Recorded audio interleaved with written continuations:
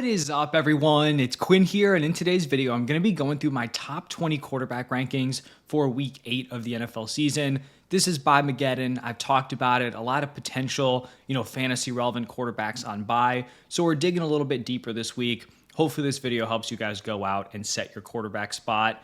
But let's just dive right into tier 1. And it kind of feels like we're back to a few years ago. Patrick Mahomes more locked into this tier 1 range. He is going to be my quarterback 1 this week.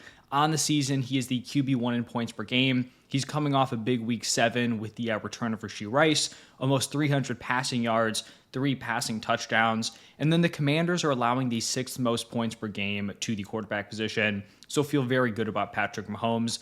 Then I have Josh Allen coming off the bye week, kind of coming off a tough game against the Falcons. I think we're going to see a nice bounce back. He's still the quarterback 3 in points per game. And then I'm not positive this last guy's actually going to play, but Lamar Jackson still dealing with that hamstring injury. As of right now, when I'm recording this video, he is not practicing yet this week. If he does play, he's obviously going to be a lock in your lineup. If he doesn't, that would be unfortunate. You're going to have to pivot. Now, moving into tier 2, going to start off this tier with Jalen Hurts going up against the Giants, coming off by far his best passing game of the season in week 7, 326 passing yards, 3 passing touchdowns. On the season, despite it kind of being a frustrating offensive year for the Eagles, he is still the quarterback 4 in points per game, and then the Giants are allowing the 3rd most points per game to the quarterback position. So continue to set and forget it with Jalen Hurts in your lineup. Then I've got Bo Nix going up against the Cowboys. He had kind of had an underwhelming start to the season. It wasn't looking great in week 7, and then just like a monster fourth quarter turns into a 40-point fantasy day out of Bo Nix. And I think he has a nice opportunity to keep it rolling here because the Cowboys have been by far the worst defense at stopping opposing quarterbacks. The Cowboys are allowing the most points per game to the quarterback position by over 3 points per game. So this is a great spot here for Bo Nix. I think you go back to the well and fire him up. And then the last guy in this tier is Drake May. And I mean, both from like a fantasy and a real life perspective, Drake May is just playing at a super high level. He's the quarterback 5 in points per game, averaging 21 a game. It's not a good matchup here against the Browns. They're allowing the 3rd fewest points per game to the quarterback position. But at some point, you just got to start your studs. I think Drake May is entering that tier. He's got a little bit of that rushing upside, throwing the ball at a very, very high level. He is my quarterback 6. Now, moving into tier 3, I'm going to start it off with Justin Herbert going up against the Vikings. The Chargers are currently 1st in the NFL in pass attempts per game, so the volume has consistently been there. It's not a good matchup. The Vikings are allowing the 6th fewest points per game to the quarterback position, but I do just trust Justin Herbert. He has a lot of really strong weapons around him. They have not really been able to run the ball super effectively. Offensive line's banged up. Obviously, running back position has taken a lot of hits. So you have Lad McConkey, Keenan Allen, Quentin Johnston, Oronde Gadsden is now breaking out. I still like Herbert here as like a mid-tier QB1 play. Then I have Baker Mayfield going up against the Saints. Week 7 was really like his first down fantasy game of the season. He had hit at least 17 points in the previous 6. Week 7, it was tough. Obviously, you had injuries around him, but he also just didn't really play to his typical level. Unfortunately, Mike Evans is going to be missing, the majority of the season here. He still has like Buka. We'll see about Chris Godwin. It's not a bad matchup here against the Saints. I still like Baker in this like mid-tier QB1 range. Then I've got Daniel Jones going up against the Titans. Daniel Jones has just been a super reliable option. He's averaging 20 points per game. He's hit at least 15 in 6 of his 7 performances. So I think you just continue to trust him as a QB1 in your lineup. And then the final player here in tier 3, Dak Prescott. This does feel a little bit low because he's been absolutely on fire. 22 plus points in each of the last 4 games. It is just a tough matchup here against the Broncos. They're allowing the 4th fewest points per game to the quarterback position. So if you, just want to continue to ride the hot hand, I totally get it. It is just why I have him a little bit lower than some of the other guys in this tier. Now moving into tier 4, going to start it off with Jackson Dart going up against the Eagles. And since Dart has taken over as the starter, he's been a monster for fantasy, 21.4 points per game. Now I do think he's running a little bit hot. I know he had the really strong performance against the Eagles a couple of weeks ago, but the Giants still have the 3rd lowest implied point total. I would not be shocked if he came back down to earth here, but even in a tough matchup, he's playing at a high level. The rushing upside has been there. So I still have him in like the back end QB1 range. Then I've got Caleb Williams going up against the Ravens. He had a really strong start to the season. First 3 games, 23.4 points per game. Kind of, taking a dip as of late, last 3 down to 12.1, almost like half the production in the first half of the season. But it is a good matchup on paper. The Ravens are allowing the second most points per game to the quarterback position.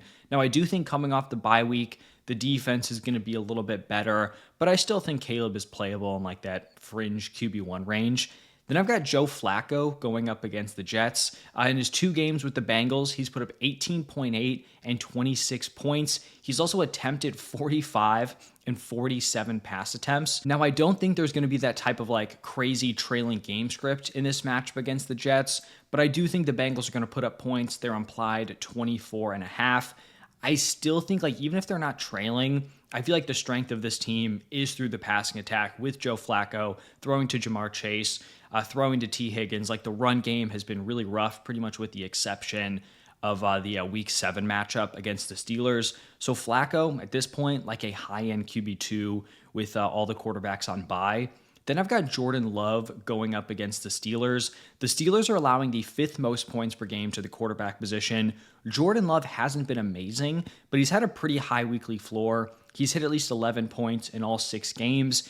The issue has just been like the Packers are not airing it out. The passing volume has been pretty underwhelming. I want to say he only has 1 game above 31 pass attempts. It kind of just comes with the territory. You have a really strong defense that they trust. You have Josh Jacobs, who they're going to give the ball to a lot. So at this point, he is going to close out tier 4.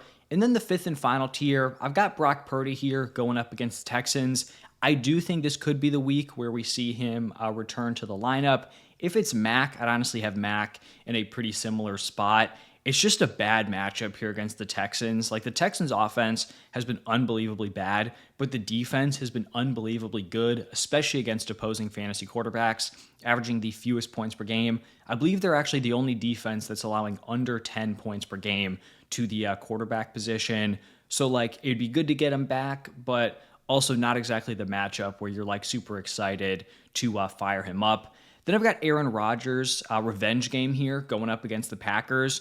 Rodgers has been solid. He's the quarterback 16 in points per game. The Packers defense, despite having this really strong reputation heading into the season, they've been pretty mid against opposing fantasy quarterbacks. So maybe we see Aaron Rodgers go out, completely burn his former team. I just feel like his floor is pretty low with the lack of rushing upside. The ceiling isn't crazy high. I feel like, early to mid-tier QB2 is kind of a fair spot to have him here. After A-Rod, I've got Marcus Mariota going up against the Chiefs, and it is tough to clearly rank him here because we don't know who he's going to be throwing the ball to. Is Terry McLaurin going to be healthy? Is Deebo Samuel going to be back? If those guys are both out, I'll just completely pass on playing Marcus Mariota. But in his 2 games as the starter, he did put up 20.3 and 16.2 points. It is like a tough matchup here against the Chiefs, though. They're allowing the 5th fewest points per game to the quarterback position, and then also the Commanders have the 5th lowest implied point total. Then I've got Michael Penix going up against the Dolphins. The Dolphins are allowing the 4th most points per game to the quarterback position. Falcons top 6 in implied points. Penix, I don't think is ever going to be a super strong fantasy option just because he's like pretty much a 0 with his legs. But in this matchup, a fine play. Then I've got Carson Wentz going up against the Chargers. J.J. McCarthy continuing to miss time with that ankle injury. Since Wentz has taken over as the starter, he's given you a respectable 15.6 points per game. That's fine as like a mid-tier quarterback too. And then the last guy, could have gone with a few different names, ended up settling on Spencer Rattler going up against the Buccaneers. He's had a pretty safe weekly floor, 10-plus points in all 7. Coming off a pretty rough game against the Bears, he had really protected the ball well in the first, 6 weeks of the season. That kind of fell apart in week 7. He's averaging 13.8 points per game. It's not a super tough matchup here against the Buccaneers. I'm fine with Rattler to close out these rankings. But that is going to wrap it up for my top 20 quarterbacks this week. If you guys enjoyed the video, hit the like button, subscribe. Stay tuned for the tight ends, defenses, flex rankings coming out tomorrow. Running backs, wide receivers already posted. Thank you all for stopping by, and I will see you in the next one.